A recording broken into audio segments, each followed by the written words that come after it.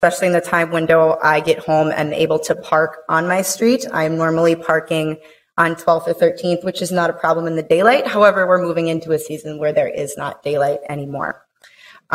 This summer, I worked outside and I worked on my cousin's house. I witnessed 3 hit and runs by travelers coming from the mall.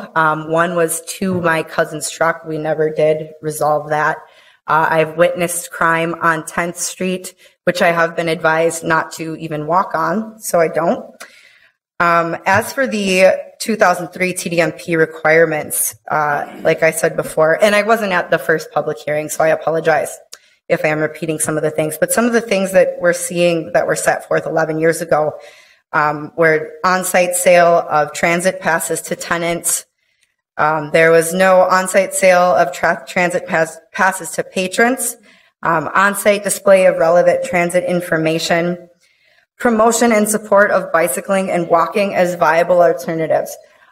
This one, for example, is really concerning to me as we have a 3-year-old in the house, and there are many, many children on our street that are out on the sidewalk and in the street, and we have a lot of traffic coming through here, and they're not going very slow, and it is becoming a safety concern for all of the children on the street. There is no display of relevant walking and bicycling information. Some more things were promotion and support of car and van pooling as a viable alternative. We did have one side of the street that is now been required to have permit parking only, but I see that violated on a daily basis. There is a lack of remote off-street parking, and I believe the rest has kind of been touched on already. So that is my piece. All right, thank you. Is there anyone else who would like to speak who did not have an opportunity to speak last time or has new information? Yes, please state your name and address for the record. Good afternoon. My name is Marge Magnuson. I live in the 2400 block of 11th Avenue. One of the things that's interesting to me is that Mr. Sabri has not made any effort to talk with the people that are going to be affected by this addition to his mall. I just have a couple of things. I talked to a realtor at our Midtown Phillips community meeting last Tuesday night. She was there on a different issue, but she found out where I lived, and she asked about the issue with the 24th Street Mall. And she said that it was difficult to sell homes in that area. People that she has, potential buyers that she has brought to the area, have expressed sort of amazement, she said, at the congestion that is in that area. And we have lost, in our 4-block area, we have a really strong block club. We have lost 2 families, 2 young families that, and we need that for stability in the particular area we live. Although I do have to say that one family did move in, so I do have to say that. But it seems like nothing has been done since we've had this conversation. No changes have been made. Parking is the main issue. I'm glad the mall is there. My husband and I moved in there into that block 26 years ago when that building was dark, empty, no lights, and people were hanging out around there that did not have good motives for being there. So I'm glad for the mall. I just took a jacket there last week to have the tailor put in pockets, an old jacket. But with that extension, with the addition, I think it's just going to put more pressure on, especially the parking issue, because I think you've heard this before, but customers, visitors just parking is so critical, and they just park all over. We have an empty lot on my block, and I just requested, and the favor was, it was done, that a barrier be put on the alley side of that empty lot, because people were parking in there, and it even made the alley difficult sometimes to get out. So basically, I think it's a livability issue. I think one of you mentioned this at a previous meeting. I don't want the mall to go away, but I just think with the additional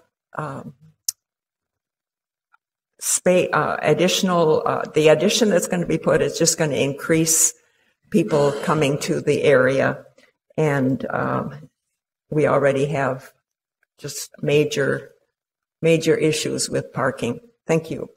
Thank you. And one more speaker. Please state your name and address for the record. Good evening. I'm speaking on behalf of the mosque.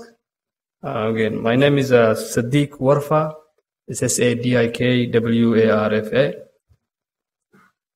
I just want to thank the commissioner for this opportunity. Again, since the last time we were here, I just want to highlight a few things that we did since the last meeting. One is the public announcement. Now the mosque, we regularly do distribute brochures to all the people who come to the mosque to make sure that they follow the rules and the procedures of the parkings. So we give away brochures. And we also putting a committee of volunteers that clean. So we address the safety and the cleanliness and the parking, those three issues. I agree with the madam who before me who just spoke that since the mall was built, it improved the livelihood of the neighborhood.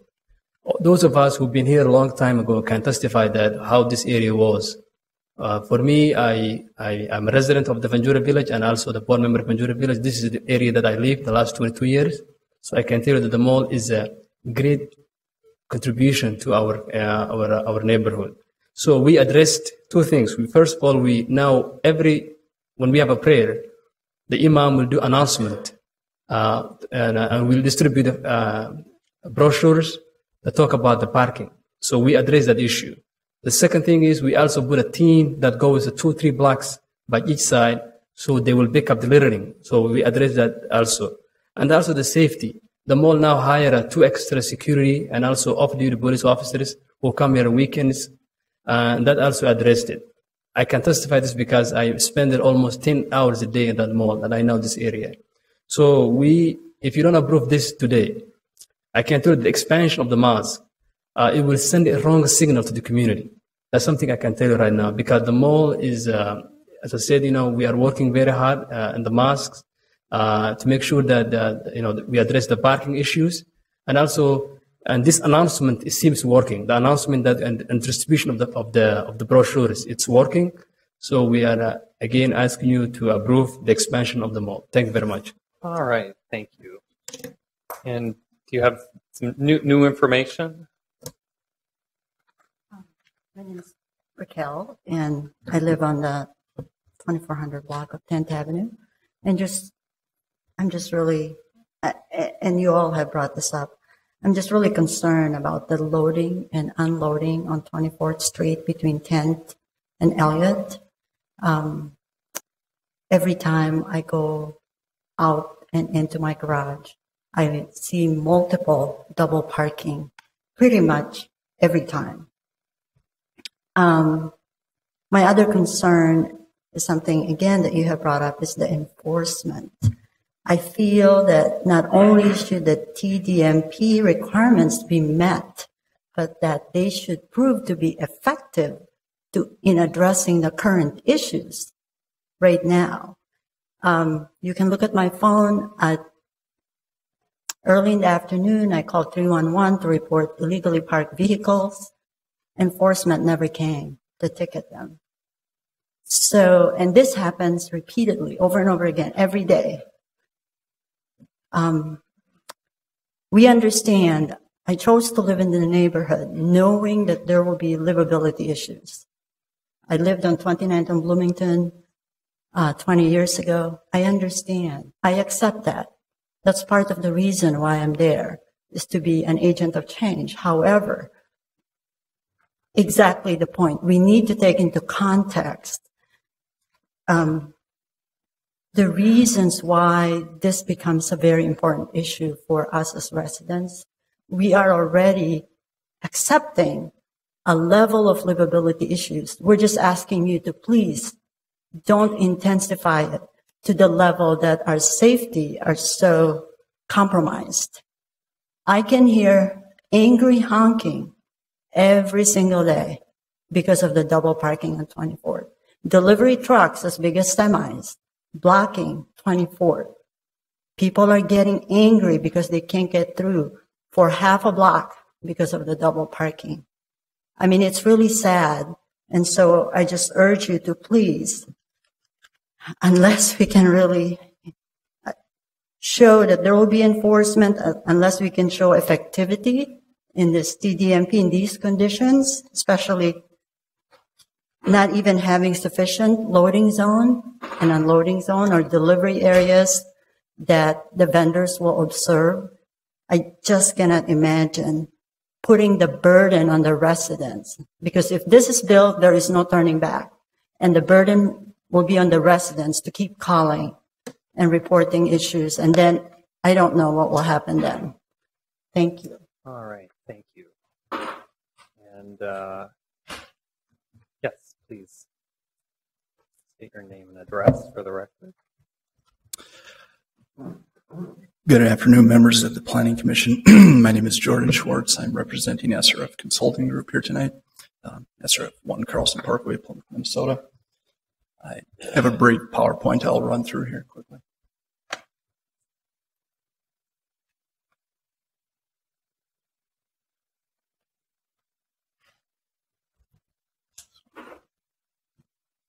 Make sure that gets up on your monitors. Are you seeing it on your monitors? No. We're not. I'm not sure. I'll wait just a moment until that. Okay. Okay. So we have a slight issue there. Maybe you could just summarize your presentation, if you don't mind. Okay. And as noted previously at the last meeting, we were the firm which completed the 2014 TDMP, and the more recently observations in June of this year, and then also September of this year.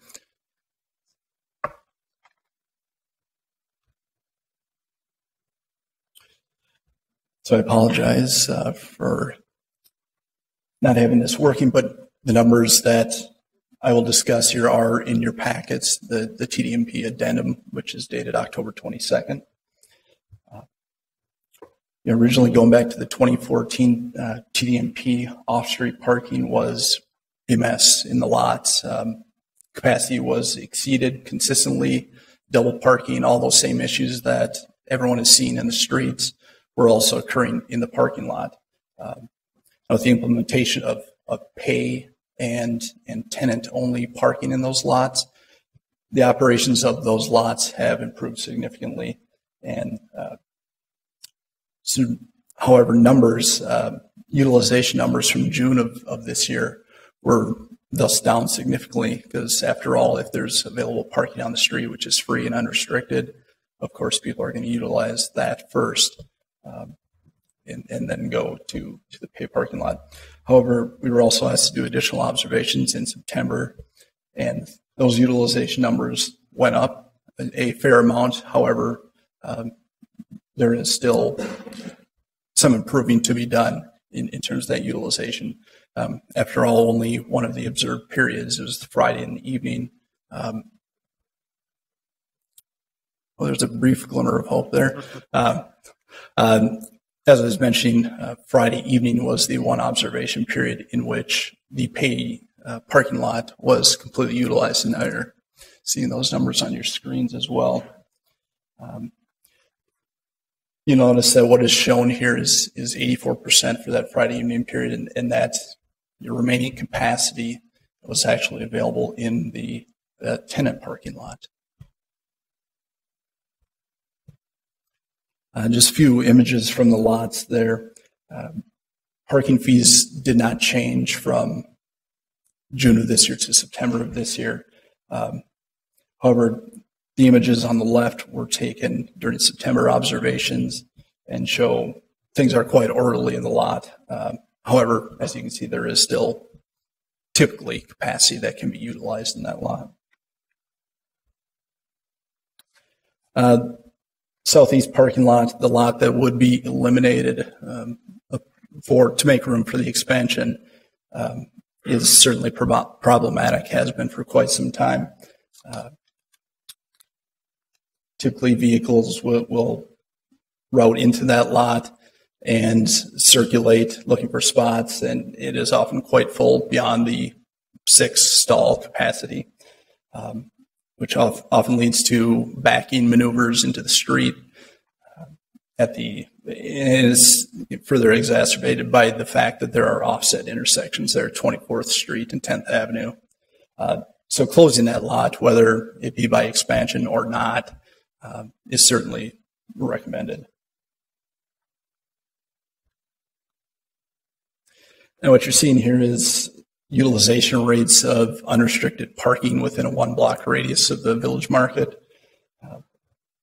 As you can see, these numbers steadily increase over the 3 observation periods.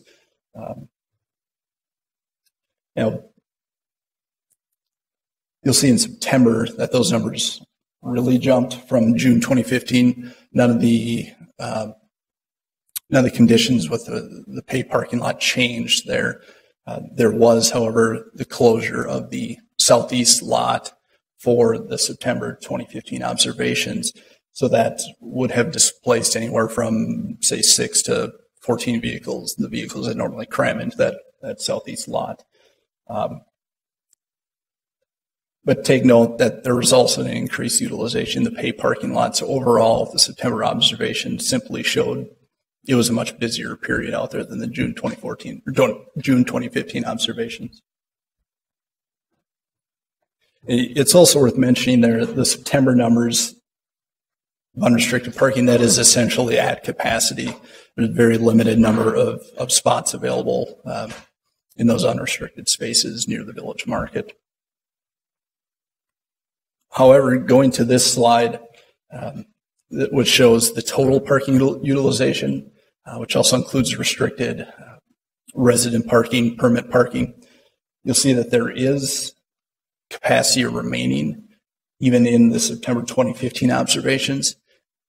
However, that capacity is that restricted parking, the permit parking, resident parking, and it's not that unrestricted free parking. Just a few images here from operations on street. As has been noted a number of times, delivery vehicles parked in the street. For example, the image on the left shows a truck parked in the bike lane on the north side of 24th Street.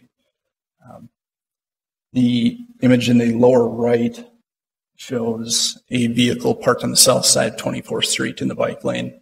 And then the vehicle in the upper right shows Elliott Avenue on the east side, where there is that permit parking from 10 a.m. to 6 p.m. And the 3 vehicles which are shown there are not permitted. They don't have a sticker on the bumper. However, just from being out there in the field, those are short-term, that is short-term parking which occurs. It's people who are dropping off, picking up, or in the case of the taxi, waiting for a customer.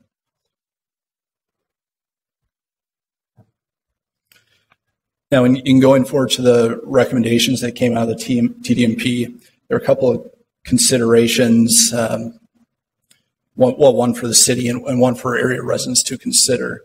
The first of which is to improve intersection sight distance out there by installing additional no parking signing with the goal of preventing vehicles from parking very near the intersections and thus obstructing sight distance for vehicles and pedestrians approaching those intersections. And I don't know if Alan can mention if those have been installed or not already. Sure. And the other would be for area residents to consider requesting additional permit parking out there.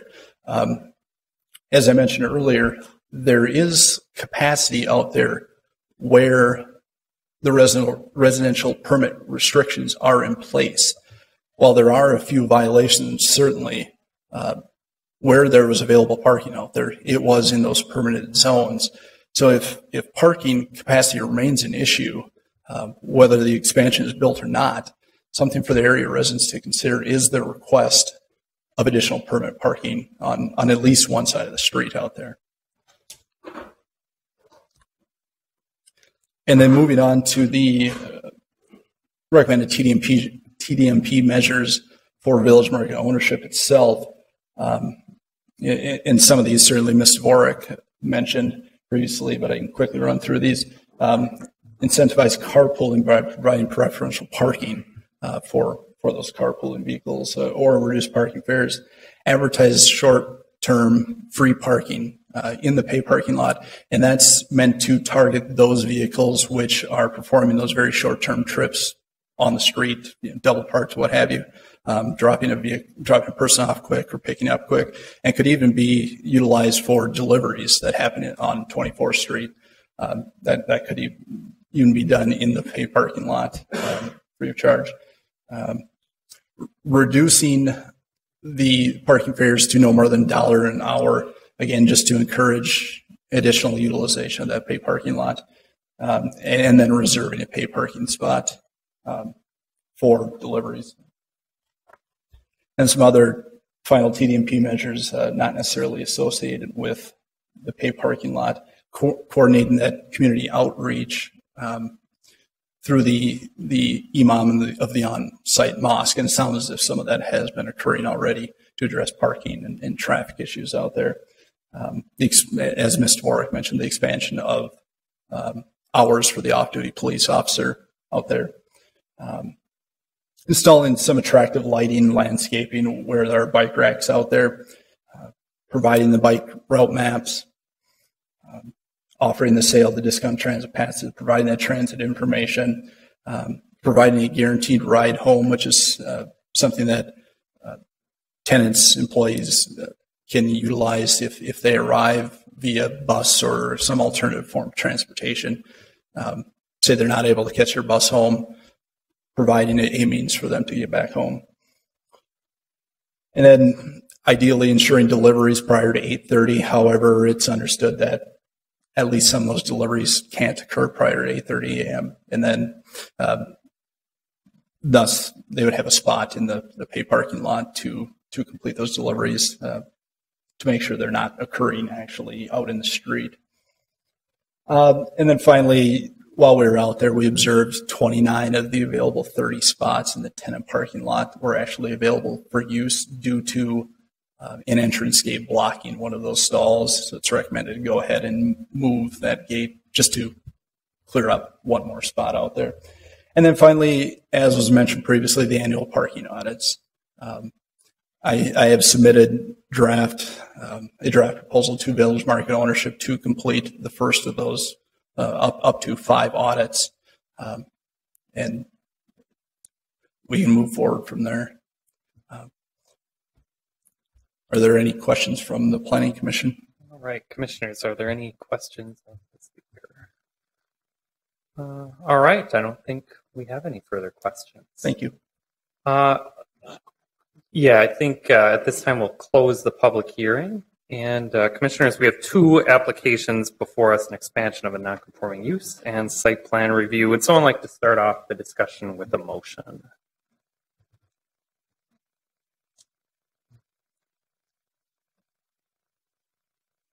Commissioner Slack, are you about to craft a motion there?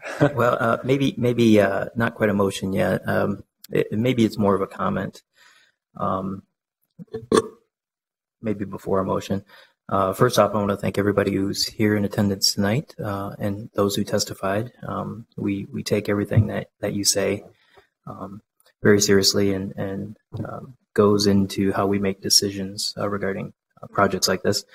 I guess it's maybe more of a question to my fellow commissioners.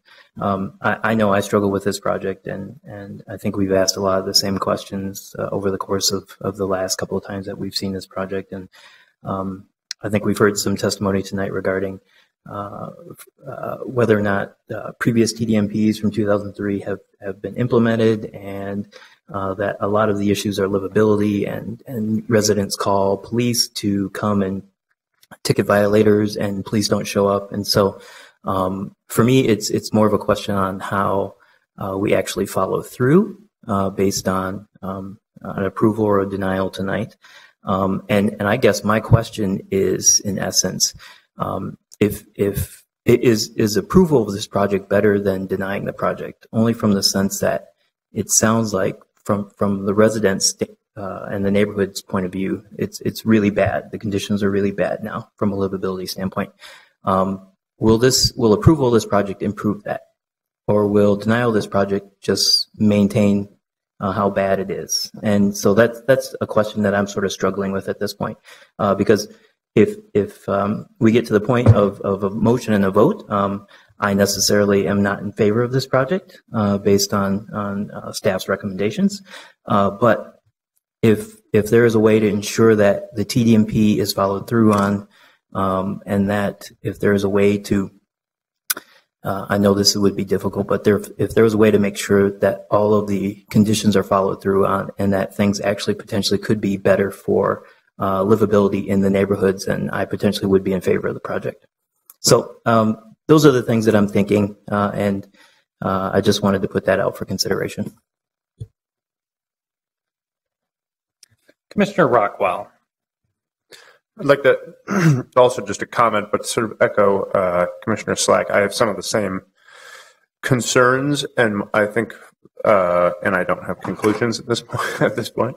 But I am in part concerned with conflating a building with enforcement, and I guess I'd like to hear my fellow commissioners chime in on that. I think there are issues of enforcement from the owners of the market, and there are issues of enforcement from City of Minneapolis, and all of that is getting lumped into what the building is and the use of the building is, and I'm not sure that all of that is fair, although it is all related. So that's sort of what I'm struggling with.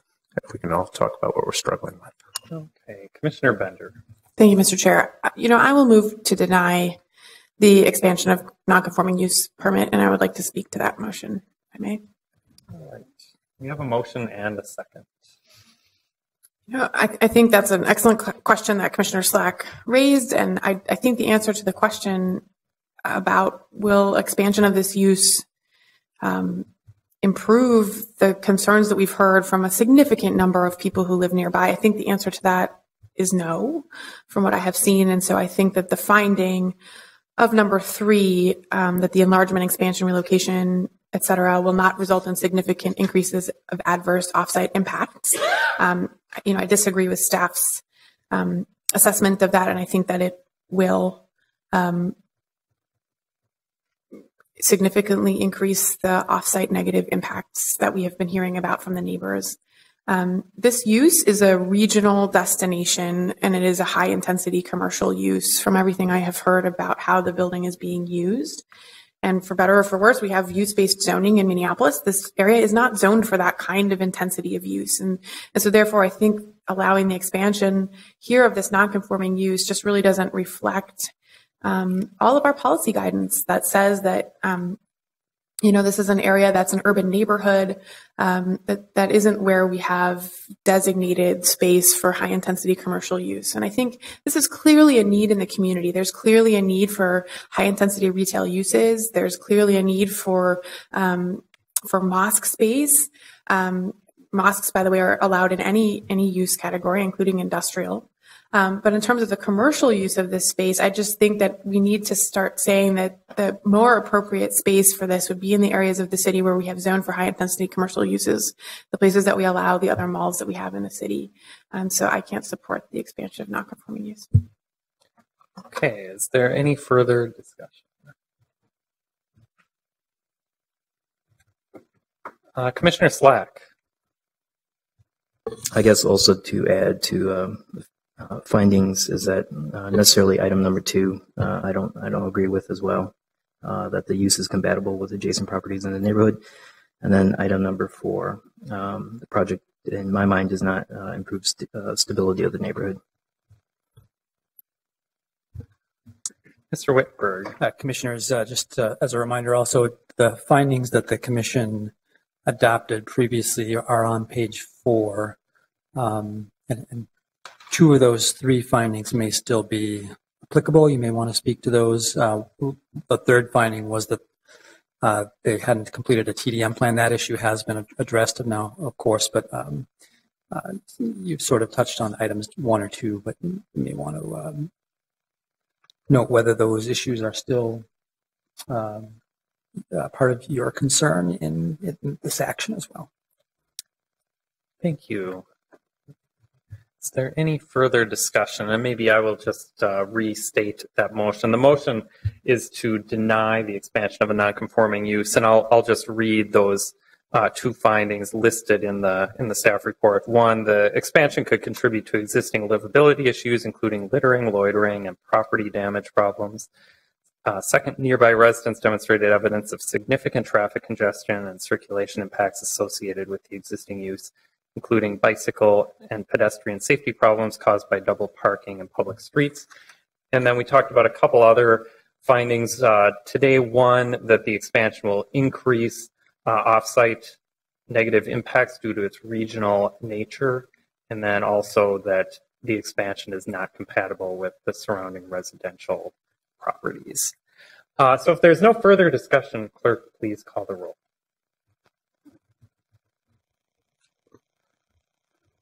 Slack,